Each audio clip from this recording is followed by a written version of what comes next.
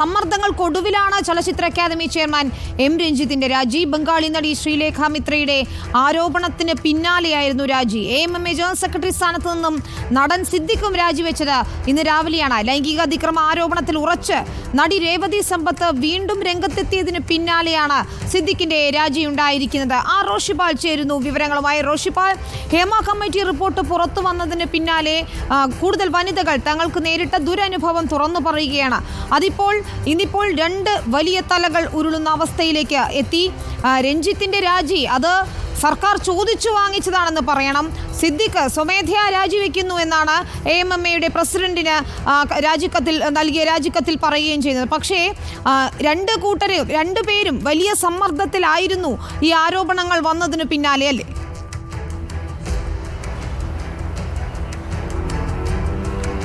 വിനീത, ഇപ്പോൾ നമുക്ക് അല്ലെങ്കിൽ കേരള പൊതുസമൂഹത്തിന് ബോധ്യമാകുന്നുണ്ടാവും എന്തുകൊണ്ട് ഹേമ കമ്മിറ്റി റിപ്പോർട്ട് പുറത്തുവിടരുത് പലരും നിലപാട് സ്വീകരിച്ചു എന്നത്.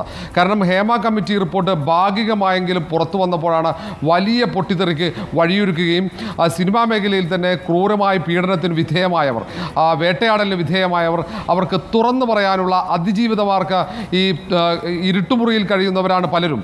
അവർക്ക് കരുത്തോടെ പുറത്തേക്കെത്താൻ പ്രേരണയായത് ജസ്റ്റിസ് ഹേമ കമ്മിറ്റി റിപ്പോർട്ട് പുറത്തേക്ക് വന്നതും അതിന് പൊതുസമൂഹം നൽകിയ പിന്തുണ, മാധ്യമങ്ങൾ നൽകിയ പിന്തുണ ഒന്ന് മാത്രമാണ്. അതിന് തുടർച്ചയായി തന്നെ നമ്മൾ വിലയിരുത്തേണ്ടി വരും. ബംഗാൾ നടിയുടെ ഒപ്പം വെളിപ്പെടുത്തൽ, തിരുവനന്തപുരത്ത് നിന്നും സിദ്ദിഖിനെതിരെ നടത്തിയ വെളിപ്പെടുത്തൽ, അങ്ങനെ ഓരോ ഇടങ്ങളിലും വേട്ടയാടപ്പെട്ട നടിമാർ, വനിതകളായ സിനിമാ പ്രവർത്തകർ നടത്തുന്ന വെളിപ്പെടുത്തലൊക്കെ ഈ ജസ്റ്റിസ് ഹേമ കമ്മിറ്റി റിപ്പോർട്ട് പുറത്തു വന്നതിന് പിന്നാലെയാണ്.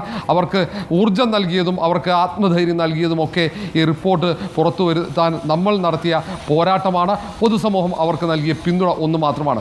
പക്ഷേ ഇപ്പോഴും ഭാഗികമായിട്ടാണ് ഹേമ കമ്മിറ്റി റിപ്പോർട്ട് പുറത്തു വന്നത്. ഇനിയും തെളിവുകളും മൊഴിപ്പകർപ്പുകളുമൊക്കെ സാംസ്കാരിക വകുപ്പിന് കയ്യിൽ, സർക്കാരിൻ്റെ കൈവശമുണ്ട്. ഇപ്പോഴും സർക്കാർ ഇതിൽ നിയമ നടപടി സ്വീകരിക്കാൻ തയ്യാറായിട്ടില്ല. വരുന്ന മാസം 10-ാം തീയതി സീൽ ചെയ്ത കവറിൽ പൂർണ്ണ റിപ്പോർട്ട് ഹൈക്കോടതിയിൽ എത്തുന്നുണ്ട്. ആ ഘട്ടത്തിൽ ഹൈക്കോടതി ഈ റിപ്പോർട്ട് പരിശോധിച്ച് എന്ത് തുടർ നടപടി സ്വീകരിക്കാനുള്ള നിർദ്ദേശമാണ് സർക്കാർ നൽകുക എന്നതാണ് ഏറ്റവും പ്രധാനപ്പെട്ടത്, നിർണായകമാകും ഈ കാര്യത്തിൽ. ഇപ്പോഴും 11 പാരഗ്രാഫ് ഒളിച്ചു വെച്ചിട്ടുണ്ട് സർക്കാർ സാംസ്കാരിക വകുപ്പ്. അതിപ്പോഴും പുറത്തുവിട്ടിട്ടില്ല. അതിലെ ഒരു കള്ളക്കളി, അതിലൊരു ഗൂഢാലോചന, അട്ടിമറിയുണ്ട്.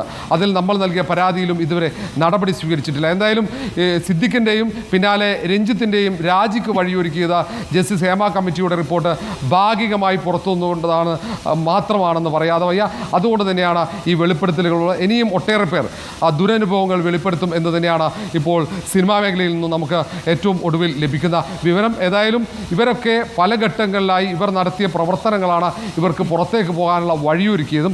സിദ്ദിഖിന് ഈ ആരോപണം വന്നതിന് തൊട്ടു പിന്നാലെ തന്നെ അപകടം മണത്തു. സിദ്ദിഖ് വളരെ പെട്ടെന്ന് രാജിവെച്ച് ഈ AMMA ജനറൽ സെക്രട്ടറി പദത്തിൽ നിന്ന് ഒഴിയുകയായിരുന്നു.